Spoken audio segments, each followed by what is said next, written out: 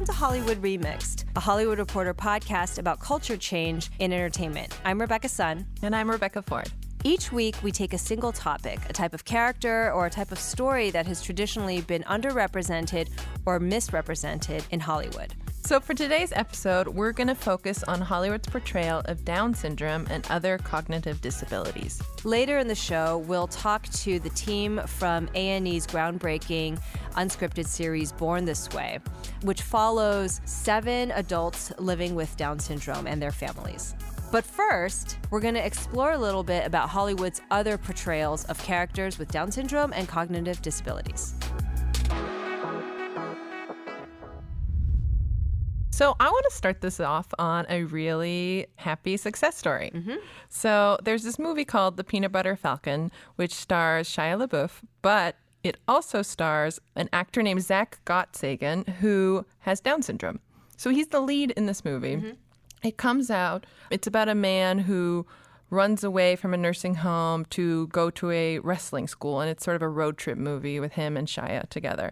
It won an audience award at South by Southwest, and then it came out in October and became this very successful box office hit.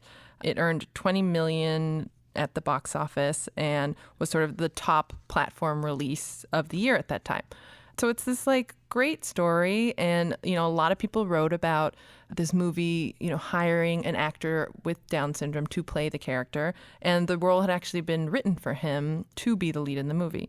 But the producer, told THR in an interview that it was actually a really huge challenge to find a distributor for the movie. He said that a lot of buyers wondered whether people would be interested in seeing a movie starring a person who actually had Down syndrome. So it was a huge fight to get it made, but it totally paid off. And I think hearing about this kind of success story just makes you believe that people want to see these stories, and they want to see, people who look like them, who are like them on screen. And so it made me super optimistic.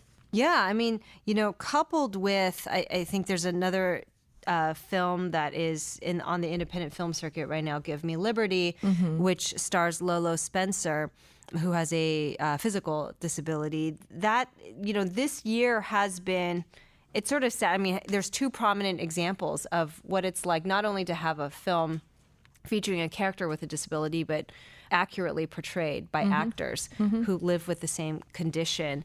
That said, there's still a long way to go.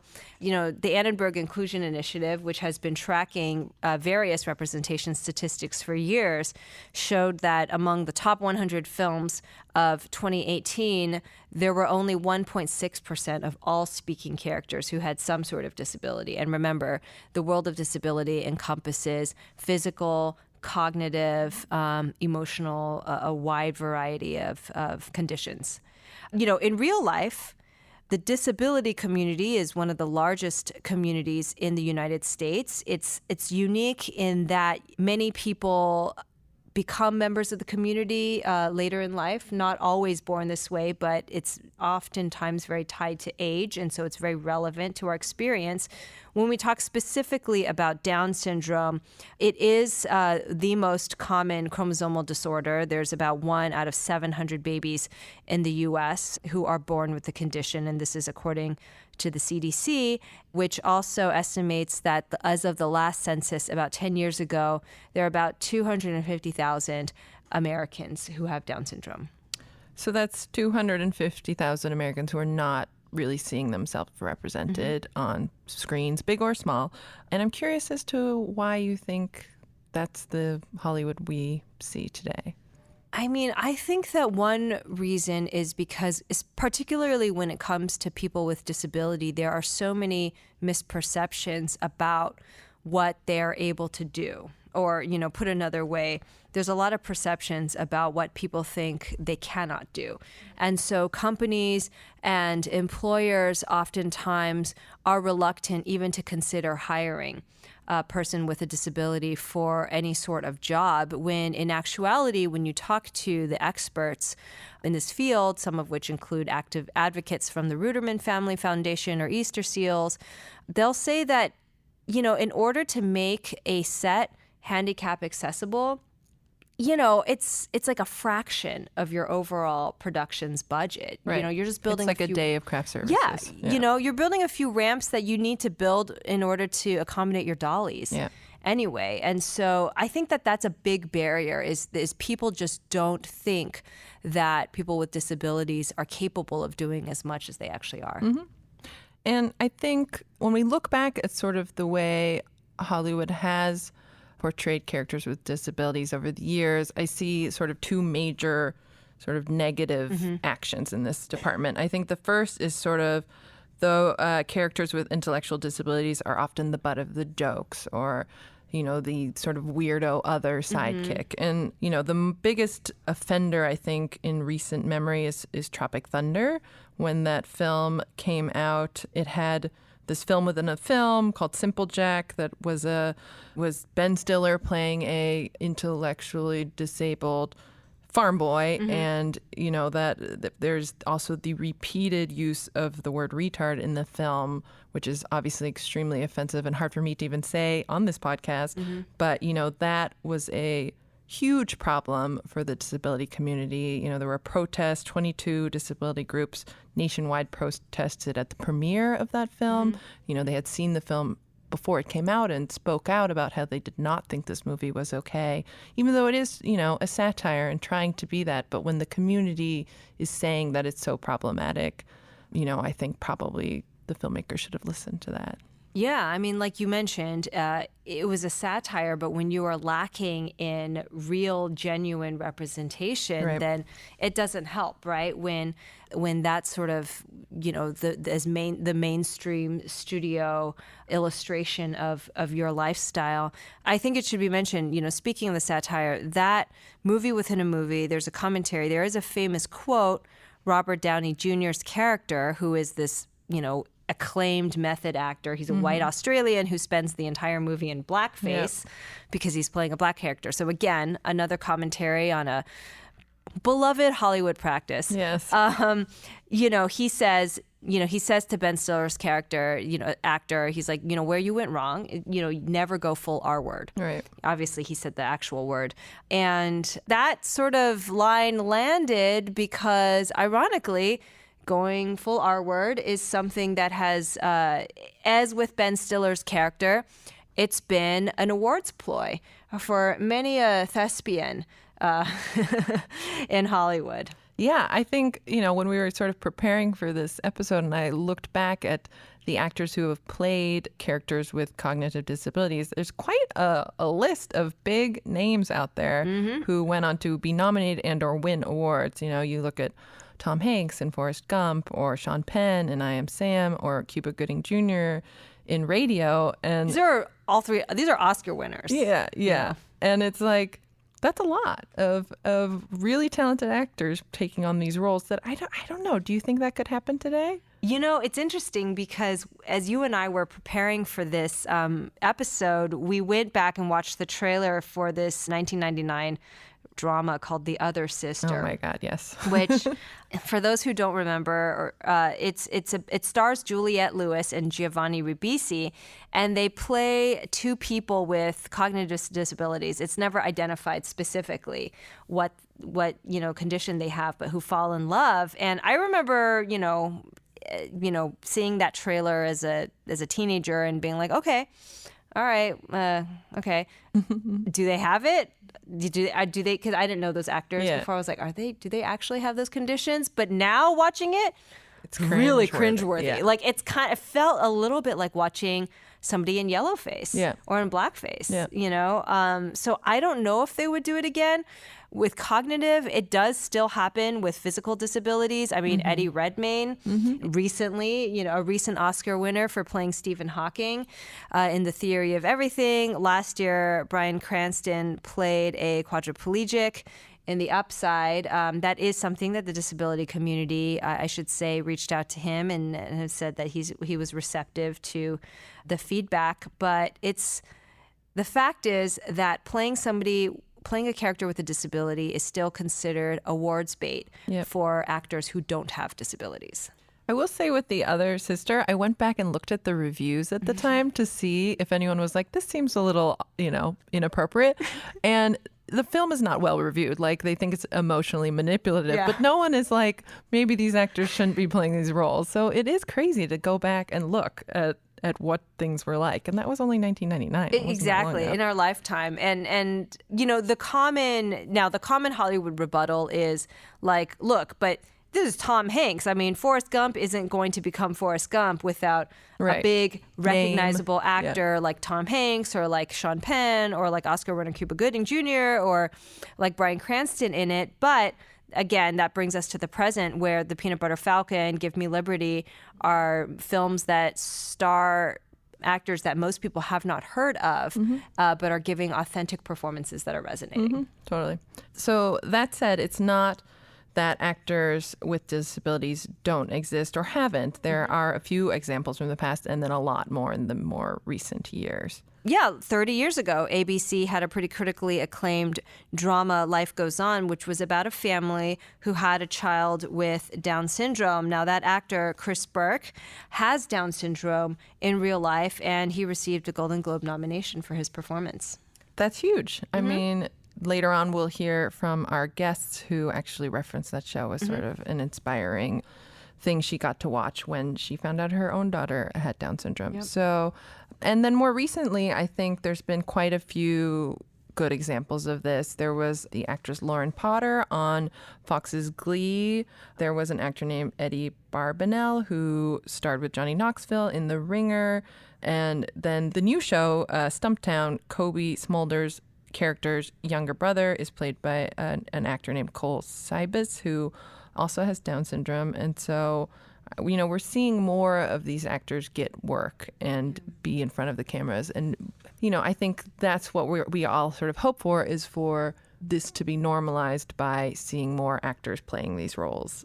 Yeah, and when we say positive representations, it doesn't mean that they have to be characters who are heroic or idealized in some way. It just means that they feel fully realized the way that any other character who's conceived sort of should be. You know, Jamie Brewer, another actress with Down syndrome who's been on multiple seasons of American Horror Story. Now, I don't think you would say any character on American Horror Story is sort of an exemplary human being Right. or supernatural being or whatever, but that's kind of the point. You know, the point is that they can play a range of characters, just as the 7 adults who are themselves on Born This Way, you know, are sometimes inspirational, sometimes angry, sometimes depressed, sometimes hurt each other. They're just part of the spectrum of human experience. Yeah.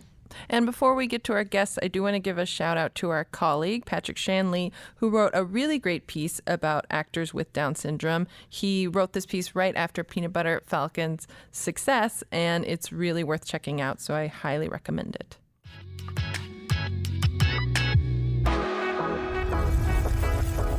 So we're so excited to welcome a very important trio from A&E's show Born This Way. So this is a unscripted series which debuted in 2015, which follows 7 adults with Down syndrome as they navigate their way through life and family and relationships. It's a really great show that is wrapping up after 4 seasons. It just released 6 new digital shorts online and will have a very Born This Way Christmas special coming out December 18th.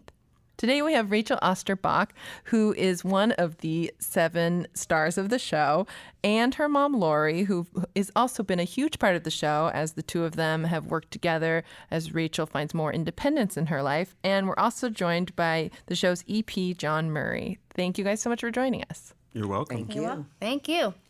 So, Jon, I wanted to start with you, and you know, you've created a number of really iconic, you know, unscripted franchises, you know, namely like The Real World, Road Rules.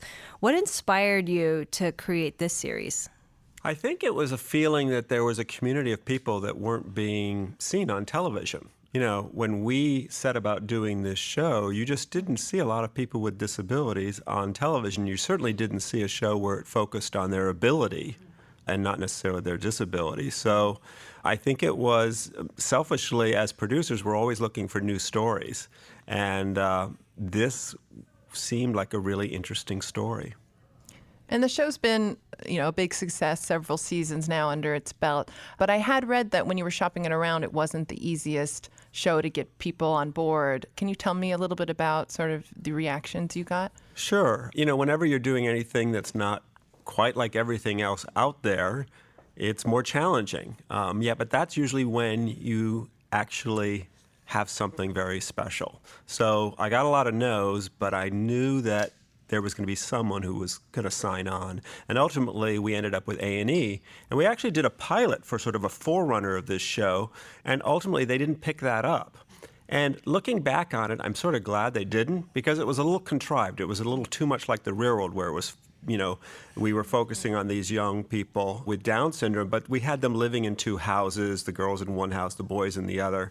And we didn't have a lot of connection with their parents. And I think, so A&E passed on the show, and then 4 years later, they called me up and said, we think we made a mistake. We think we should do that show. How would you do it today? So I had a wonderful opportunity, having had the time to think about it. And what I realized was there was this great story about these amazing young people who had been raised to have independent lives by their parents. It was really the first group of people with Down syndrome that had been sort of mainstreamed and whose parents fought at every step to make sure that they had every opportunity. And now that they were in their mid-20s and ready to take those final steps towards independence, the parents were a little nervous, a little afraid. So there was a wonderful dramatic tension. So we ended up with just this beautiful show that focused on this group of parents and their young adults. Rachel and Laurie, tell us about how you got involved with the project. What were your initial thoughts when you heard about it? Did you have any concerns? But what ultimately helped you guys to decide to participate? They found Rachel through her drama class. Yes. She just told me one day, she came home, she saw it, and she said, I'd like to try out for that. And I said, well, what is it? And she said, it's kind of like a documentary about Down syndrome.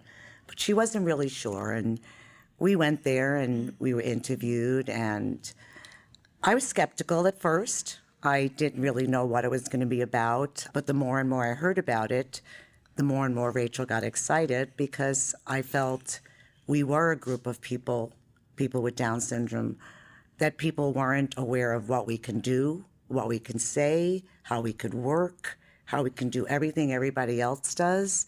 But no one was aware of that, because I think people were afraid to touch on that subject. Mm-hmm. So I was happy that I was able to be part of a special project that would let people know that my daughter and people with Down syndrome could do anything they want to do if they really put their minds to it. And Rachel, for you, you already loved acting, I know, but what did it feel like to have cameras sort of in your life like that?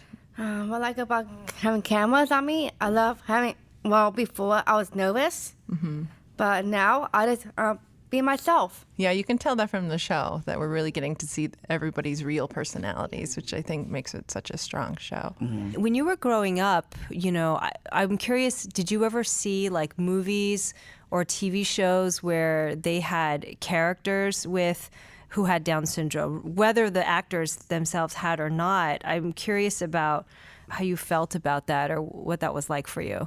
I've never seen TV shows with people with Down syndrome before, actually. Mm-hmm. No. This is the first one. Yeah. Mm-hmm. I like to see people see that people with Down syndrome can do anything they want to do. It's amazing. I mean, it's true. I think that's what the show has really proven. It's broken a lot of stereotypes in that way.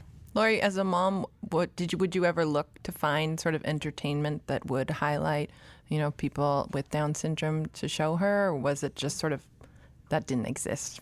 I think it's been wonderful, because I feel since our show started 4 years ago, I've seen so much more Down syndrome in ads, in articles, on TV, in So You Think You Can Dance. I don't think we've seen that before. And I feel we're seeing it so much more now. And I'm just so happy to see that. I really am, because it's really opened up, I think, a whole world for our guys. Well, and they've been such wonderful examples to other people, because, if there is a young person with Down syndrome, they can look at this show and they see that Rachel holds down a job, you know, or that Megan is an entrepreneur, or that Jon's following his dreams to be a rapper. So they're seeing this. So, you know, I think for all of us, we need positive examples to help set our expectations. And when we look at something and we're just not represented, we're not there, then what?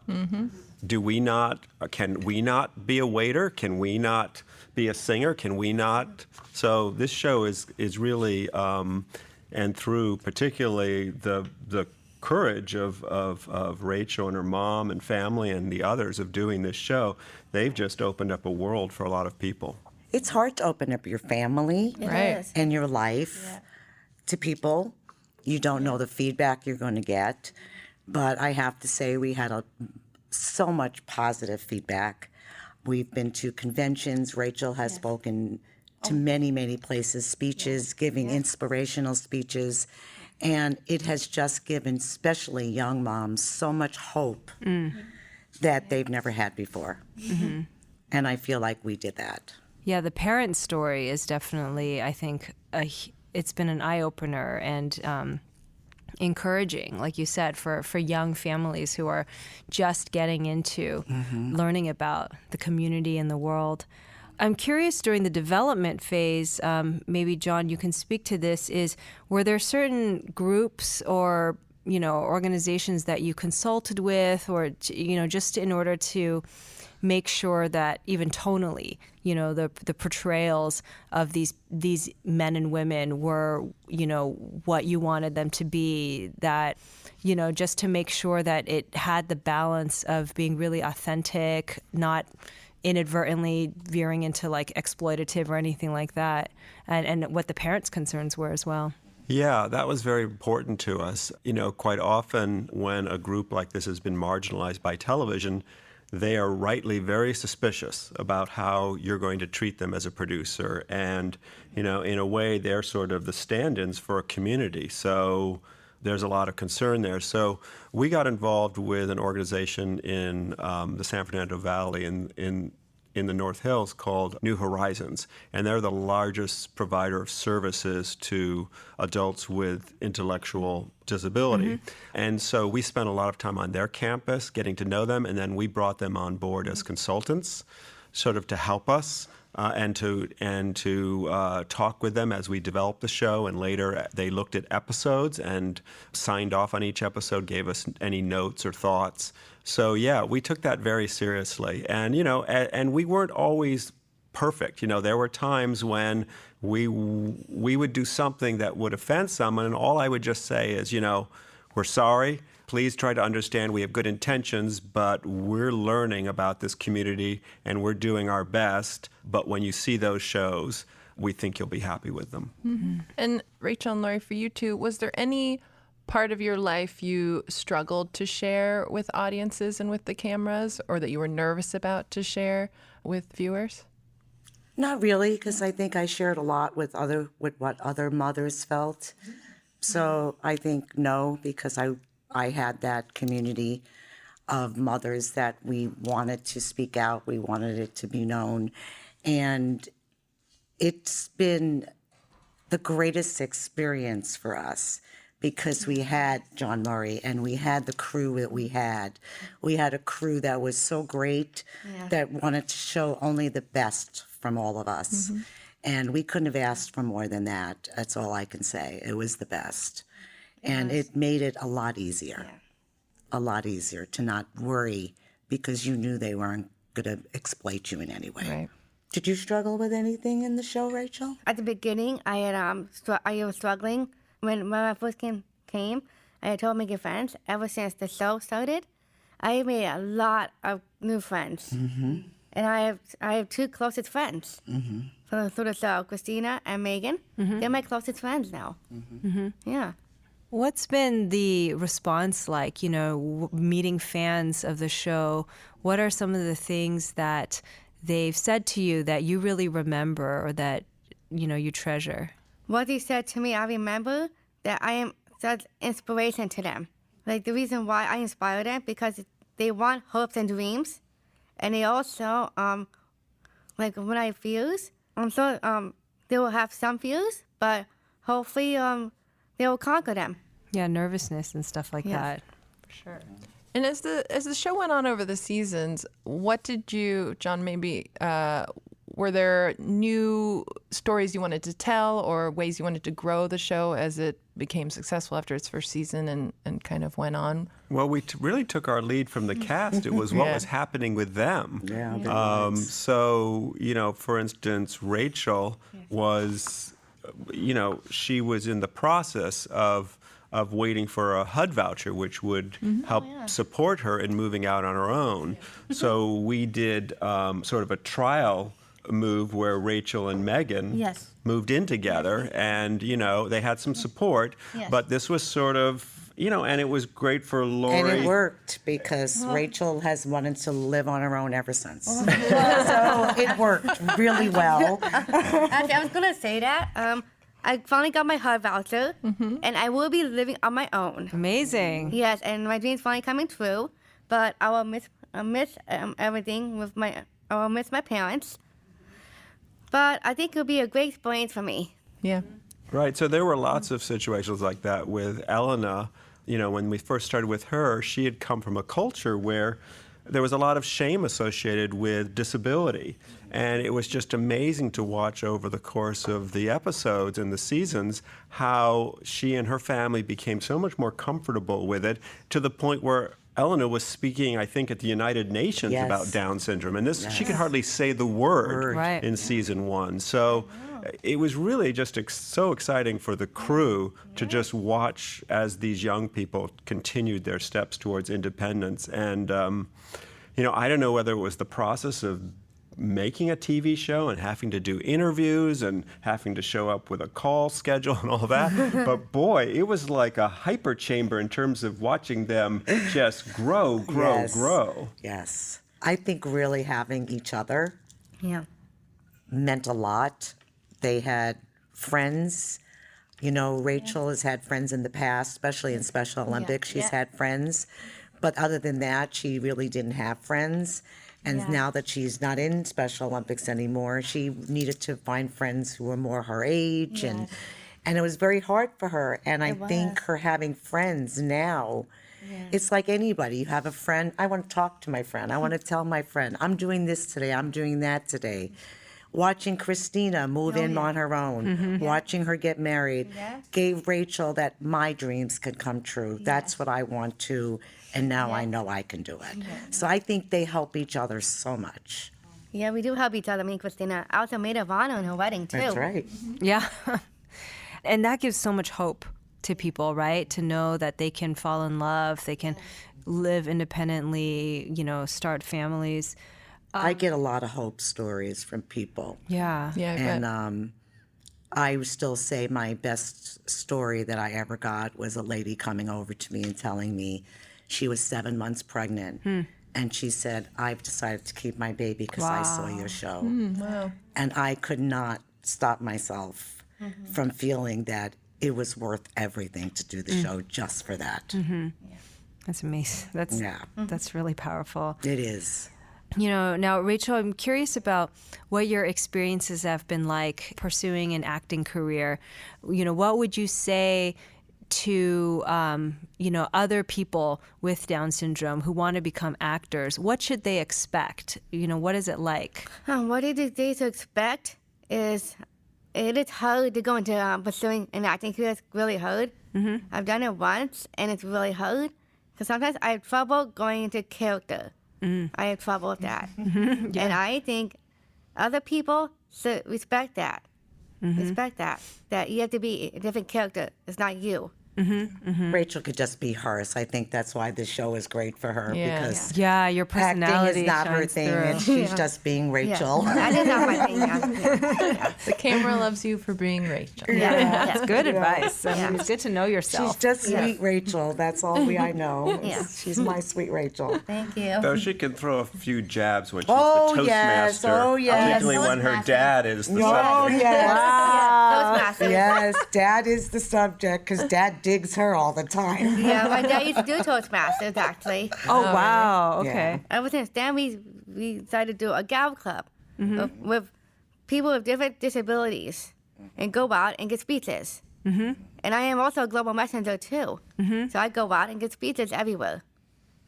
What's your central topic? What message do you want to give to people when you do that? One message I want to give to people is never give up on your dreams.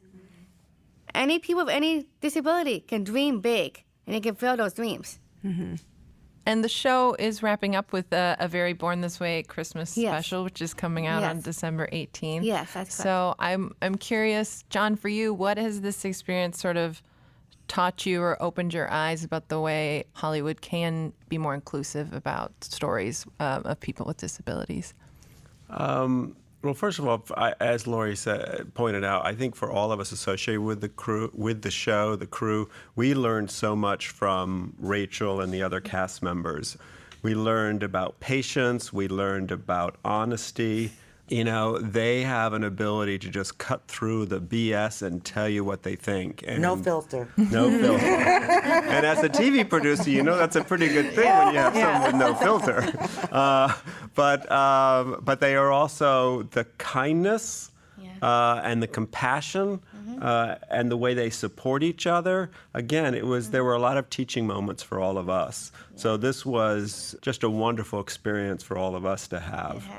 What would you say to other, fellow producers or execs in the industry? You know, sometimes there's a lot of misconceptions or wariness about employing people with disabilities. You know, what have you learned to say, like, this is how it works? Yeah, I think what the show has shown is that people with Down syndrome can hold a number of jobs. They can be great participants in their family and in their community.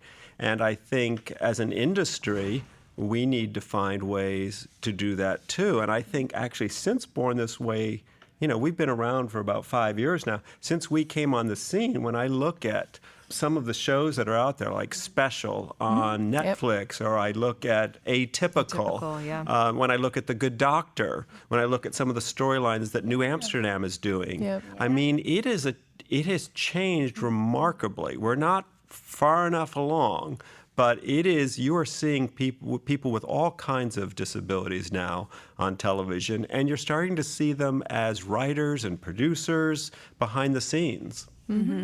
The inclusion is important. Yes, it is. It's important because it helps everybody to live together, accept each other. And I think that this show has done that. And I think inclusion is important because of the fact that if you have an actor who needs somebody with cerebral palsy, why not give a person with cerebral palsy that chance first before you have an actor come in and act like someone with cerebral palsy? And I think out there, they're starting to realize that they can do that they can go out with people with disabilities, and they can do acting, and they can do all the jobs. Rachel's been working in an office for 13 years. Yes, I have, actually. Yes, you know, she's got a full-time job, and they love her. You know, she's reliable, she does her job, and she's there every day, and it's just, we're getting there. We're not there yet, but inclusion helps a lot.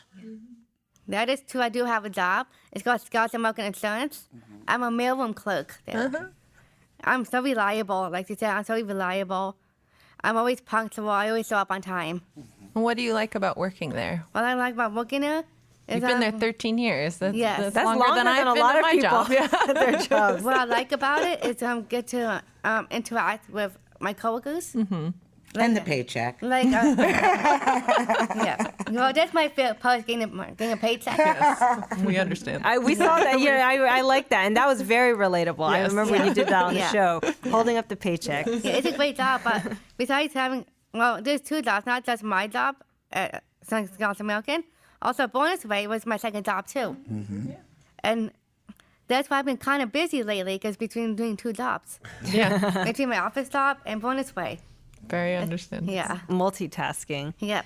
Well, as the show wraps up, Rachel, you mentioned you got the HUD voucher. Yes. So tell us about what you're looking forward to in the future. What I'm looking forward into the future is meeting somebody in the future. But what I see myself in the future is living independently. And I see myself falling in love one day. Yeah. But in the future, It's a tough one, huh?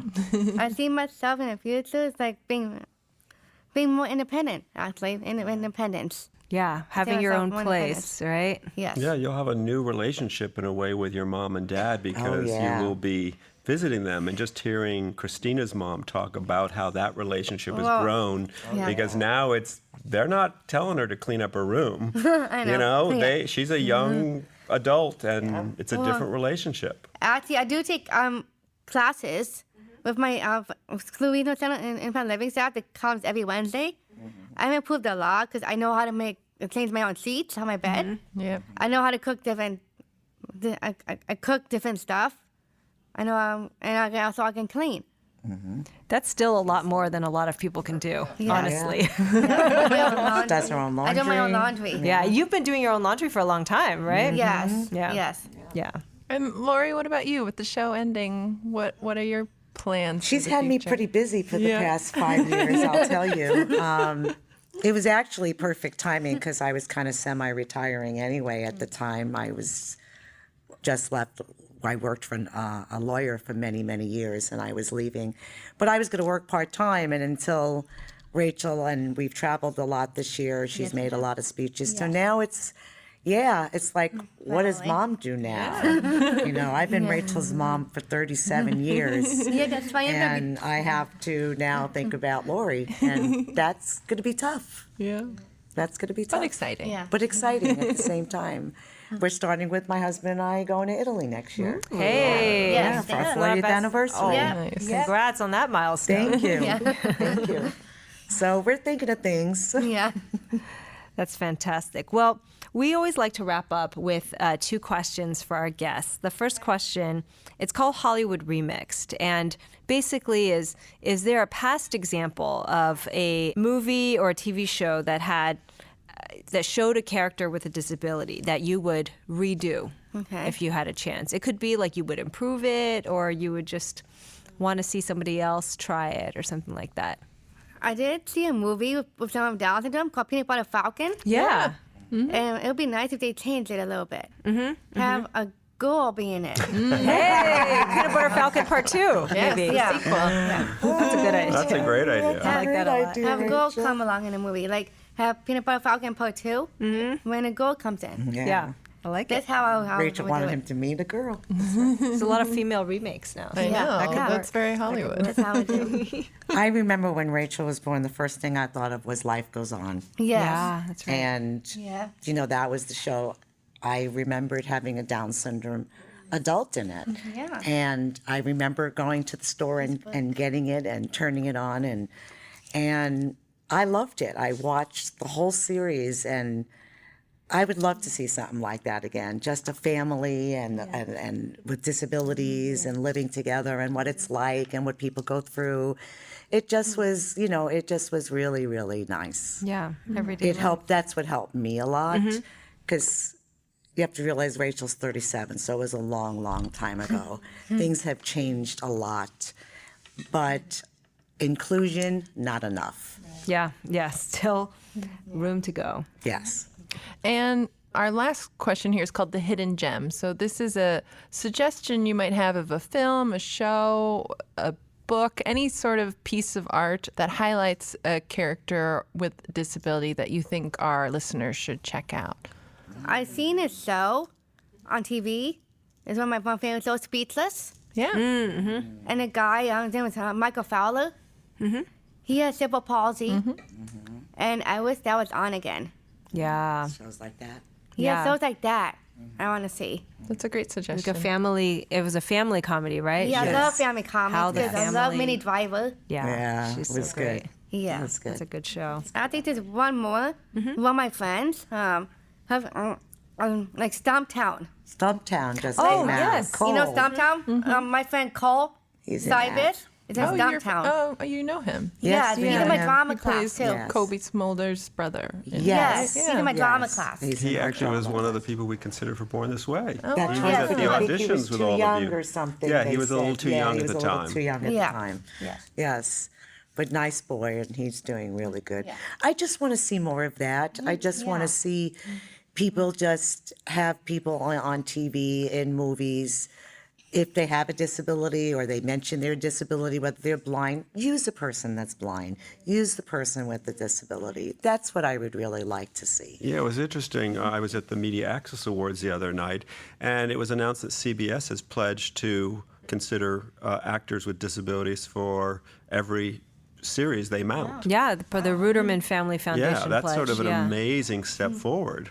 Yeah, and that's, I think they're the first network to take that pledge, and the hope is that other companies will follow suit. It is possible to find opportunities for people with disability, on your projects. Well, and for me as a producer, I just think it opens up additional story.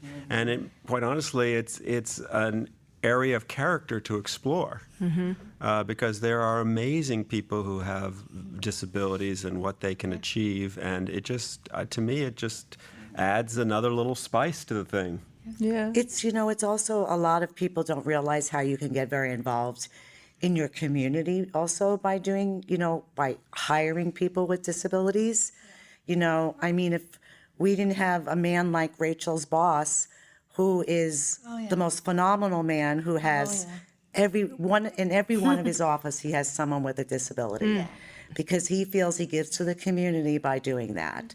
And to me, that is so heroic to me to do that. And he was doing it before anybody even did it. And I talked about it at the last convention, and I actually had a man who came over to me and said to me, what can I do? Because I would like to hire someone with a disability. Well, and then what's wonderful is they discover that actually people with disabilities are really reliable workers. Exactly. Sometimes they'll take 2 or 3 buses to get there, but they're never late. Exactly. And they also enrich the experience for everybody else at the company. Absolutely. And they say, what kind of job could they do? What would be good? And I said, if it's repetitious, they'll do a job other people don't want to do.